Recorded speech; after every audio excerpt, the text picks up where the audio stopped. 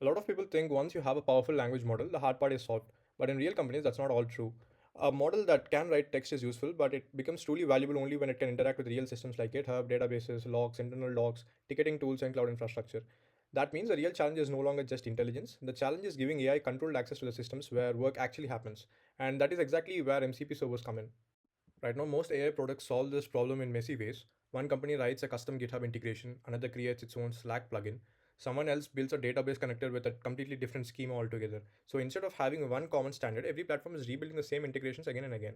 That wastes engineering time, creates inconsistent behavior, and makes scaling much harder than it needs to be. MCP was designed to solve exactly this fragmentation problem. The first thing to understand is that MCP is not an AI model and it is not an AI framework as well. It is a communication protocol. That means it defines a standard way for an AI client to talk to external systems through a server. If HTTP helped browsers communicate with websites, MCP aims to help models communicate with tools. So when people say MCP servers, what they really mean is servers that expose capabilities in a format AI systems can understand and safely use. Let's break down the architecture in a practical way. First, you have a host application.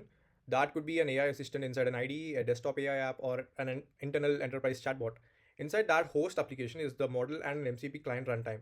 The client is responsible for making the protocol. Then on the other side, you have one or more MCP servers. Those servers are connected to real systems like GitHub, PostgreSQL, Jira, your file system, or observability tools. So instead of the model directly touching those systems, it goes through MCP as an interface layer. You might also ask, like, why not just call APIs directly? That sounds logical, right? But APIs were designed for developers writing code, not language models making decisions dynamically. A developer can read docs, understand authentication flows, inspect parameters, and debug failures manually. A model cannot do all that reliably unless everything is structured clearly. Models need machine readable schemas, predictable operations, descriptions of what each tool does, and clean request response behavior. MCP acts as an adapter that transforms messy systems into model friendly interfaces. When an AI host connects to an MCP server, it usually doesn't just start calling tools randomly. First, there is a startup process. The client and server establish a session, exchange supported protocol versions, and understand what features each side supports. This matters because one client may support streaming responses while other may not. After that, the client can ask the server what capabilities are available. Only then does tool usage begin. This is one of the most important ideas in MCP. Instead of hard coding every integration beforehand, the model can dynamically inspect what a server offers. It can ask for a list of tools, available resources, or reusable prompts. That means the environment becomes discoverable at runtime. So if tomorrow you add a new deployment tool or analytics tool to the server, the host can see it without rewriting the entire application. Tools are actions the server exposes. Think of them like functions that the model can request. For example, you might expose a tool called search GitHub issues, another called run SQL query, or one called create Jira ticket. Each tool should also define its expected inputs. Maybe one needs a repository name, another needs an SQL query, and another needs a Jira ticket priority. That input schema is critical because it tells the model how to call the tool correctly instead of guessing. But why schemas matter so much? Without schemas, a model has to infer what parameters probably exist. That often leads to hallucinated arguments, missing fields, or badly formatted requests. But when the server says clearly, this particular tool needs a query string, a limit number, and a sort order, the model can reason inside those boundaries. That one design choice often makes the difference between unreliable tool calling and production grade tool calling. Now let's talk about resources. These are not actions, they are information sources the model can read when needed. For example, a README file, deployment logs, a runbook, schema docs, or a project config can all be exposed as resources. This matters because prompt windows are pretty expensive. Instead of stuffing hundreds of pages into context upfront, the model can fetch only the exact information it needs at the moment it needs it.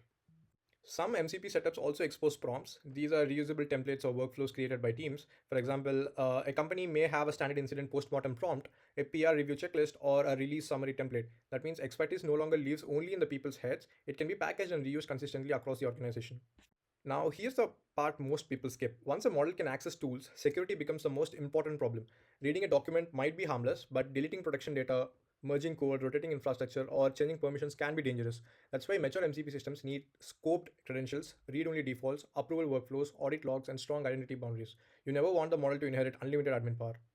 One of the best patterns is simple. Let the model prepare actions, but let humans approve sensitive ones. For example, the model can detect stale branches and suggest deletion. It can prepare a database cleanup plan. It can draft infrastructure changes. But execution happens only after a person confirms it. That keeps productivity high while preserving accountability. Even a smart model feels unintelligent when every tool call is slow. If one request takes 2 seconds and workflow needs 10 calls, the experience becomes painful. That's why production systems focus on caching metadata, batching requests, parallelizing independent calls, and streaming partial results. Often, what users call bad AI is actually bad systems engineering underneath. Imagine an engineer asks, why did checkout fail today? The model could read error logs as resource, compare deployment history using a tool, inspect the payment run book, correlate timestamps, and then summarize the likely root cause. This is not just prompting, this is coordinated system access through MCP. But how does this matter in long term? In the web era, software products create APIs so applications can talk to each other. In the AI era, models need something similar but optimized for reasoning systems that call tools, fetch context, and coordinate workflows dynamically. That is why MCP is important. Whether this exact standard wins or evolves into something else, this architectural direction is inevitable. If you only focus on chat interfaces, you miss where the industry is going. The real future of AI is not just better models, it is better identity systems, safer execution layers, observability, permissioning, and standardized tool access. MCP servers sits right in the middle of that shift. They are not hype, they are infrastructure.